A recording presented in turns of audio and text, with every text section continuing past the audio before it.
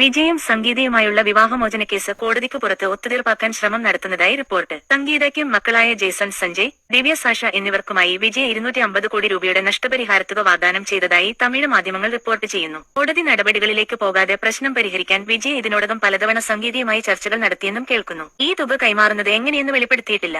സംഗീത ഈ നിരേശം സ്വീകരിച്ചോ എന്ന കാര്യത്തിലും വ്യക്തത വന്നിട്ടില്ല.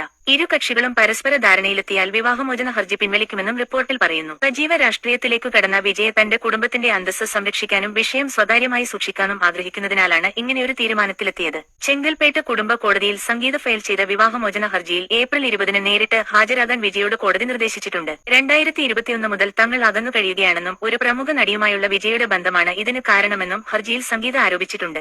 1954 സ്പെഷ്യൽ മാര്യേജ് ആക്ട് പ്രകാരമായിരുന്നു ഇരുവരുടെയും വിവാഹം. ഈ നിയമത്തിലെ 27(1)(a), 27(1)(d) വകുപ്പുകൾ പ്രകാരമാണ് സംഗീത വിവാഹമോചനത്തിന് ആവശ്യപ്പെട്ടിരിക്കുന്നത്. വിവാഹേതര ബന്ധം, ക്രൂരത എന്നീ കാരണങ്ങളാൽ വിവാഹമോചനം തേടാൻ അനുവദിക്കുന്ന വകുപ്പുകളാണ് ഇത്. 1999 ഓഗസ്റ്റ് 25-നാണ് വിജയും സംഗീതയും വിവാഹിതരായത്. മകൻ ജേസൺ സഞ്ജയ്, മകൾ ദിവ്യ സാഷ എന്നിവർ നിലവിൽ അമ്മക്കൊപ്പമാണ് നിൽക്കുന്നതെന്നാണ് സൂചനകൾ. വിജയുടെ രാഷ്ട്രീയ പരിപാടികളിൽ നിന്നും കുടുംബ ചടങ്ങുകളിൽ നിന്നും ഇവർ വിട്ടുനിൽക്കുന്നത് ആരാധകർക്കിടയിൽ നേരത്തെ തന്നെ ചർച്ചയായിരുന്നു. കേസ് ഒത്തുതീർപ്പാക്കാൻ വിജയുടെ ഭാഗത്തുനിന്ന് ശ്രമങ്ങൾ നടക്കുന്നുണ്ടെങ്കിലും സംഗീത ഹർജി പിൻവലിച്ചിട്ടില്ല. ഏപ്രിൽ 20 കോടതി നടപടികൾക്ക് ശേഷമേ ഈ വിഷയത്തിൽ ഔദ്യോഗികമായ പ്രതികരണങ്ങളും വ്യക്തതകളും ഉണ്ടാകൂ.